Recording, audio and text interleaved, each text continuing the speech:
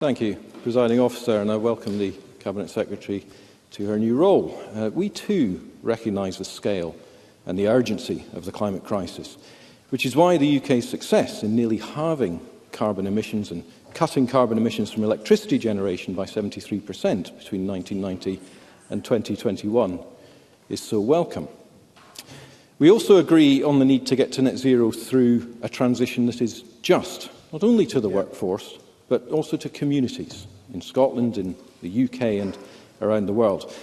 But when it comes to the workforce transition, this government has to recognise that when its energy strategy promises 77,000 low-carbon jobs by 2050, people are sceptical because in 2010, the Scottish Government pledged to create 130,000 green jobs by 2020. It in fact delivered marginally over 20,000.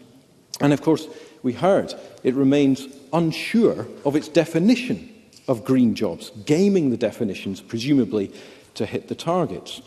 And it is just that sort of magical thinking, lacking evidential, data-driven scientific analysis, which permeates the energy strategy and makes people, particularly in the North East, dubious about this government's ability to deliver a just transition. Indeed, Professor Ski of the Just Transition Commission said of the strategy that he was deeply concerned about the lack of evidence of adequate policy actions to deliver a just transition for the energy sector.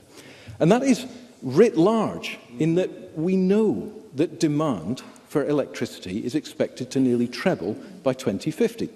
We know from Scottish Government figures that oil and gas provided nearly 80% of Scottish consumption power and over 90% of Scotland's heat demand in 2020.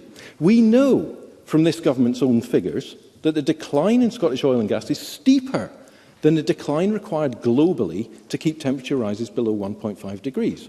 And we know from natural gas from the North Sea, in 2 seconds please, we know that natural gas from the North Sea emits less than half as much greenhouse gas as LNG imported from countries such as the USA, Qatar and Russia. And finally, we know that in 2021, Scotland generated 30% of electricity from nuclear. Gillian Martin. Minister. I'm very grateful. I'm keen to work with North East MSPs on all of this, and I'm really hopeful that we'll have a constructive relationship. Would Liam Kerr agree that part of the issue here is that we need new systems to actually take the amount of electricity that we could potentially be generating in Scotland, and there needs to be a total upgrade and a real resetting of that contracts for difference process at the moment so that we can actually get Scottish green electricity to market? Liam Kerr, and I give you the time back. I'm very grateful, and I'm grateful for the intervention. I look forward to working very much with Gillian Martin, who I've worked with previously and productively, and I do genuinely look forward to that engagement. The Net Zero Committee has been looking into exactly this, how we generate our power and how we actually get it to market, what the grid is going to look like. And there's ongoing work that we're doing very productively in the committee that I've no doubt the Minister will be interested in just on exactly that point. And the problem is, however, that even against all the facts that we've given, even against the Minister's intervention about how we get the power generated, the draft energy strategy states, in order to support the fastest possible and most effective just transition, there should be a presumption against new exploration for oil and gas. And it goes on.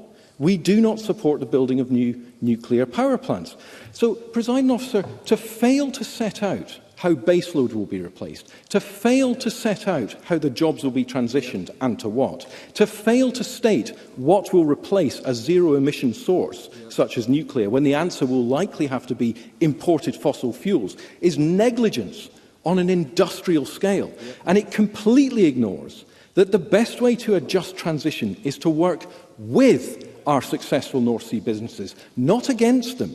Because the energy strategy ignores that BP are providing $18 billion to invest in projects like wind, EV charging and hydrogen. Shell are providing up to $25 billion for low and zero carbon projects and their Girls in Energy scheme. Technip are investing in an independent company generating marine power. And Equinor are not only producing oil and gas, but powering UK homes with wind and helping to build a hydrogen economy. Presiding Officer, we cannot achieve a just transition without the North Sea. So shutting them down to appease a cabal of ideologically driven Green Party MSPs is as short-sighted as it is ignorant. Yeah. And in fact, presiding officer, what needs to happen was set out by Lord Deben. He said, there needs to be a clear programme, step by step, for how Scotland is going to achieve targets which it has put forward. Now, that means, in my view, an assessment of what might be restricting entrepreneurialism in Scotland, and whether, for example, the tax regime being higher than elsewhere in the UK is restricting talent.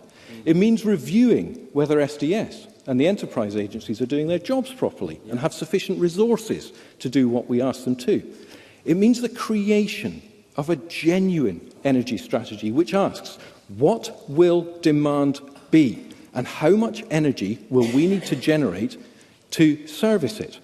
Because from there we can define the totality of what technologies will be required to satisfy that demand. Because you don't create an industry on a single project. Businesses and investors need a pipeline. And from there we can answer precisely what professions and skills we will need to satisfy those projects, allowing us to answer questions as to where we intend to train those people, and thus what courses we need the colleges and universities to run, which ensures that those colleges in particular can be properly funded and create places instead of a situation where they've had to cut over 151,000 college places since the 2007 SNP government. And that allows us to meaningfully talk about funding these places and, given the results of the Energy Sector Workers Survey, perhaps providing bespoke support for transferring oil and gas workers.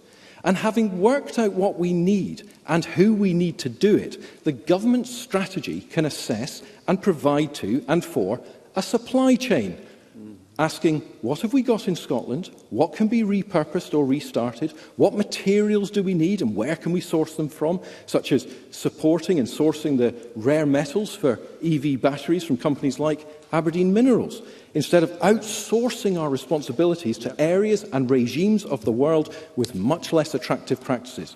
Because at the moment, our supply chain is not being considered in the round, nor is it being backed. The obvious example, of course, being the sourcing of 2 ferries from Turkey, which I discovered through a PQ has contracted one Scottish company out of 58 to supply it. Oh my goodness. Presiding officer, where this all gets us to is that this government must stop patting itself on the back for its magical thinking, stop offshoring our responsibilities, stop denigrating our world-leading North Sea energy industry, start taking a science and evidence-based approach to ensure a just transition, and become much better at communicating that these are the high-value green jobs of the future, as well as articulating the costs to the consumer of failing to get to net zero. In short, that is what the amendment in my name calls for, and why I have pleasure in moving it. Thank you. Thank you, Mr. Kerr.